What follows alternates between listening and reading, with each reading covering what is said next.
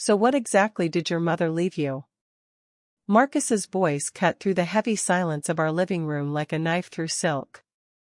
We'd just returned from Mom's funeral, and the black dress I wore still smelled faintly of the lilies from her casket.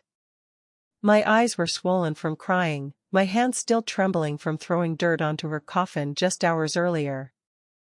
But there he stood, leaning against our kitchen counter with that calculating look I'd learned to recognize over the years. "No, I'm sorry for your loss." No gentle touch on my shoulder.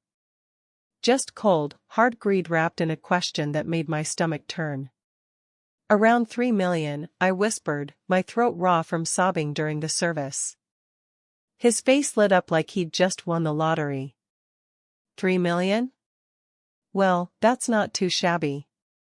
Even after Uncle Sam takes his cut, we're looking at a nice little windfall." The way he smiled, like a predator eyeing wounded prey, made something cold settle in my chest. I could practically see the dollar signs dancing in his eyes as he rubbed his hands together. I turned away, unable to watch him salivate over my mother's death anymore, but I could hear him humming under his breath in the kitchen. Actually humming, on the day I buried the woman who gave me life. That's when I knew with absolute certainty that our marriage wasn't just broken, it was dead and rotting, and had been for years. My name is Elena Rodriguez, though I've been Elena Garrett for most of my adult life. I married Marcus when I was 21, fresh out of college and naive enough to believe that arranged marriages could bloom into love stories. Our families had been business partners for decades. My father owned a successful construction company, while Marcus's family controlled a chain of hardware stores throughout the Southwest. Marcus was the golden child, 3 years my senior and heir apparent to Garrett Home Supply. His younger brother Diego had fled to Seattle after graduation, cutting all ties with the family business and leaving Marcus to bask in the undivided attention of parents who measured love and profit margins and quarterly reports. Our wedding was a spectacular affair: white roses, crystal chandeliers, a 3-tier cake that cost more than most people's cars. But beneath all the satin and sparkle, it felt more like a corporate merger than a celebration of love. Which, I suppose, is exactly what it was. The cracks in our foundation became chasms when we couldn't conceive. Month after month, year after year, we tried everything: specialists, treatments, procedures that drained our bank account and my hope in equal measure. The doctors confirmed what I'd feared: the problem was mine. Once Marcus's family learned this devastating truth, I transformed from beloved daughter-in-law to expensive disappointment overnight. "What good is a wife who can't produce heirs?" his mother, Patricia, would hiss when she thought I couldn't hear. We might as well have married him to a mannequin. His father, William, was even more brutal. Should have insisted on medical tests before the wedding. Could have saved ourselves years of disappointment and wasted money on fertility treatments. Marcus never defended me. Not once. When his parents would launch their verbal attacks, he'd mysteriously remember urgent business elsewhere, leaving me to face their disappointment alone. When I suggested getting a job to contribute something meaningful to our household, he shot me down immediately. "Garrett wives don't work," he declared. "What would people think? That I can't provide for my own family?" So I became a ghost in my own home, cleaning and cooking and caring for people who saw me as a failed investment. I told myself it would get better, that patience would eventually be rewarded, that love might somehow grow in the wasteland of our arranged union. I was wrong about everything except the patience part. 22 years into our marriage, when I was 43 and Marcus was 46, his father suffered a massive heart attack while moving inventory in one of their warehouses. He died instantly, and with his death came the discovery that Garrett Home Supply had been systematically evading taxes for years. The IRS came down like a hammer, seizing assets and freezing accounts. Overnight, the Garrett empire crumbled. Marcus faced unemployment for the first time in his life. Fortunately, my father still had connections, and he managed to secure Marcus a position with one of his old suppliers. Marcus should have been grateful, but instead he acted like the world owed him compensation for his fallen status.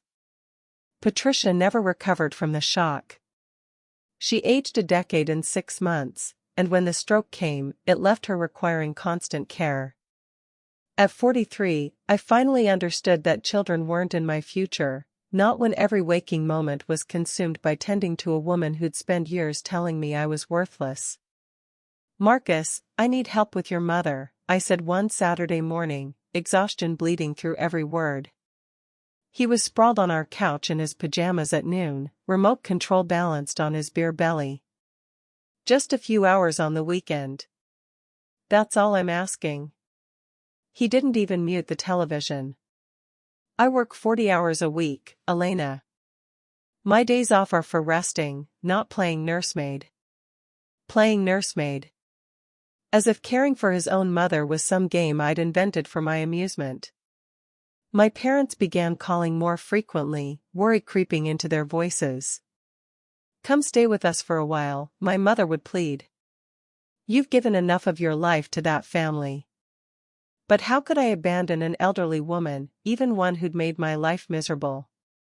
My conscience wouldn't allow it, even when Marcus began escaping our house every weekend, claiming he needed space to decompress from work stress. The neighbors eventually told me he'd been complaining about me to anyone who'd listen. "Elena won't even let me relax in my own home," he'd say, painting himself as the victim while I shouldered the burden of his mother's care alone. Patricia lived another 18 years of my life spent feeding her, bathing her, listening to her rambling stories about better times when her son was successful and her daughter-in-law wasn't a disappointment. When she finally passed, I was 57 years old and completely hollow inside. Marcus and I had settled into a routine that resembled roommates more than spouses. He worked, I maintained the house, and we existed in separate orbits that occasionally intersected at mealtimes. He was reliable at his job, dependable enough that they kept him past retirement age when others were being forced out. For the first time in decades, I had hours to myself. I discovered ceramics, made friends at the community college, felt the strange sensation of joy creeping back into my daily routine. These small rebellions against a life of servitude seemed to irritate Marcus more than any argument we'd ever had. "You're always running off to play in the mud while I'm busting my ass at work," he snapped one afternoon. Before I could stop him, he'd grabbed my ceramic supplies and hurled them into our backyard fire pit. I watched my tools, my half-finished projects, my small acts of defiance turn to ash while he stood there looking satisfied. "What is wrong with you?" I screamed, but he just shrugged. "Focus on what matters. Keep this house running and stop wasting money on ridiculous hobbies." That night, lying in bed next to this stranger who shared my name, the word divorce whispered through my mind for the first time in years. But before I could gather the courage to act on it, tragedy struck again. My father collapsed at a job site, dead before the paramedics arrived. 6 weeks later, my mother followed him, her heart simply giving up without the man she'd loved for 45 years. The loss was so sudden, so complete, that I couldn't function for days. I lay in bed staring at the ceiling, trying to understand how the two most constant people in my life could just disappear. The grief felt like it was eating me alive from the inside out. "How long are you planning to milk this?" Marcus asked after I'd been bedridden for 5 days. "I was sad when your mom died too, but you don't see me falling apart like some drama queen. Must be nice to have the luxury of a breakdown." Those words cut deeper than any physical blow could have. I forced myself up the next morning, not because I felt better, but because I couldn't bear to give him the satisfaction of seeing me broken. A week later, I was sorting through Mom's financial papers when Marcus spotted me with the bank statements. His entire demeanor shifted, predatory interest sharpening his features like a wolf catching the scent of blood. "So what exactly did your mother leave you?" The next morning shattered our routine. Marcus didn't go to work. His supervisor called around 10, confused and concerned about his absence. When I tried his cell phone, it went straight to voicemail. That's when I discovered the divorce papers on our dining room table, already completed in his handwriting, waiting only for my signature. I checked our safe where I kept important documents. The bank information was gone. Instead of panic, I felt something unexpected wash over me, relief. Like puzzle pieces finally clicking into place. I signed those papers with a steady hand and drove directly to the courthouse. Then I called his employer with practiced calm. "I'm sorry, but Marcus won't be returning to work," I explained to his bewildered supervisor. "He's decided to pursue other opportunities. I'll have him contact you if I hear from him."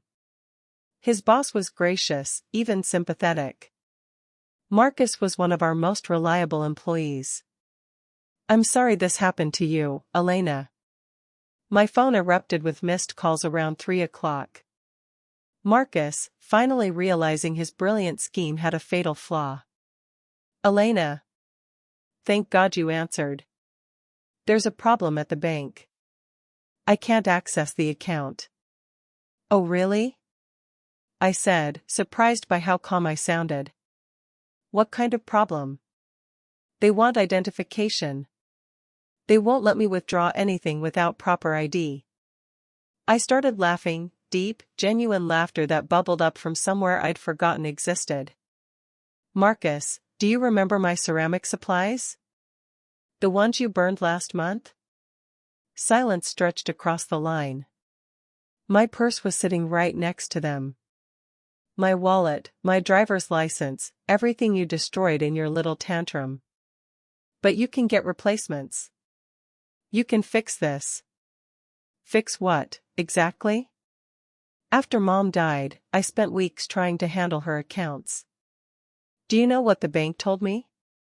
That without the account holder present or valid power of attorney, those accounts remain frozen. They've been frozen for months." I could hear him frantically explaining to someone in the background, probably some poor bank teller. "The account you stole information for has exactly $357 in it. That's what remained after funeral expenses." "You're lying. Check the balance yourself, Marcus." "I'll wait." The cursing that followed was spectacular. Creative, even. "Oh, and Marcus? Since the divorce was finalized this afternoon, we're officially strangers now. Strangers can't help each other with banking issues. Funny how that works." I hung up and turned off my phone, feeling lighter than I had in decades. That evening, I drove to my childhood home, a beautiful Spanish colonial that my parents had left to me along with Dad's vintage car collection and Mom's jewelry. My brother Raphael had inherited the business and was content to let me have the house. "Are you sure about divorcing Marcus?" Raphael asked when I called to tell him about my decision. 22 years is a long time to just throw away." "Throw away what, though?" I replied. "We were never really married, Rafa. We were business partners who shared a bed occasionally." The house felt enormous after years of walking on eggshells, but it also felt peaceful in a way I'd forgotten was possible. I could eat dinner at midnight if I wanted, watch telenovelas without judgment, take long baths without someone complaining about the water bill. Marcus called obsessively for 2 weeks, but he never thought to look for me at my family home. Eventually, the calls stopped. I had to return to our old house to collect personal belongings. I went at dawn, hoping to avoid him entirely. The place reeked of stale beer and desperation. Empty bottles littered every surface, and there on the coffee table were the shredded remains of the bank documents he'd stolen. Even drunk and furious, he'd been too stupid to realize he'd destroyed his only potential leverage. I gathered what I needed and was heading to the bank to report the theft when someone called my name. "Elena? Elena Garrett?" I turned to see Diego Martinez, no, Diego Garrett. Marcus's brother, the one who'd escaped to Seattle years ago. He looked prosperous and content, like leaving the family business had been the best decision he'd ever made. Diego? What brings you back to town? Settling Mom's estate, he said with a slight smile. Took me longer than expected to handle everything, but I'm finally dealing with her accounts. That's when Marcus appeared, looking like he'd slept in his clothes for a week. Diego? What the hell are you doing here? Hello to you too, brother. Diego's voice was coolly polite. I'm here about Mom's investments. Turns out she had considerably more saved than any of us realized. Marcus's eyes lit up with desperate hunger. Investments? What investments? Diego pulled out a manila envelope. She left very specific instructions about distribution. He handed me the envelope with a gentle smile. Inside was a letter written in Patricia's shaky handwriting, the same script I'd seen on grocery lists and medication reminders for 18 years. She wanted you to have everything, Elena, Diego said quietly. The investment accounts, the savings bonds, all of it. She wrote that you were the only one who truly cared for her. I stared at the letter, reading words I never expected to see. Apologies. Gratitude. Recognition that I'd sacrificed my life to care for someone who'd never shown me kindness. That's impossible. Marcus exploded. She's not even family anymore. She was family when Mom wrote this, Diego pointed out calmly. More family than you ever were. When did you last visit her, Marcus? Actually visit, not just stop by when you needed money? Marcus's face turned purple, but he had no answer. Later that day, I met with the bank manager and an attorney. The investments were worth far more than anyone had anticipated, enough to ensure I'd never worry about money again. Diego walked me to my car afterward. I'm sorry about everything, Elena. You deserved so much better from all of us. That evening, Marcus appeared at my childhood home, kneeling on the front porch like a penitent seeking absolution. I was wrong about everything, he sobbed, tears streaming down his unshaven face.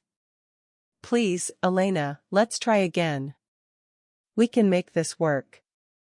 I looked down at this man who'd shared my bed for over 2 decades and felt nothing but pity. Try again? I said quietly. Marcus, we never tried the first time. We just went through the motions for 22 years while you waited for me to become someone I could never be. I closed the door gently but firmly, and with it, closed the final chapter of a life that had never truly been mine. Marcus lost his job for abandoning work without notice. I heard through Raphael that he'd moved into a studio apartment and was living on early Social Security benefits. Part of me felt sorry for him, but only a small part. I returned to my ceramics classes, where my friends welcomed me like I'd returned from the dead. I planted a garden in Mom's backyard, filled with the roses she'd loved.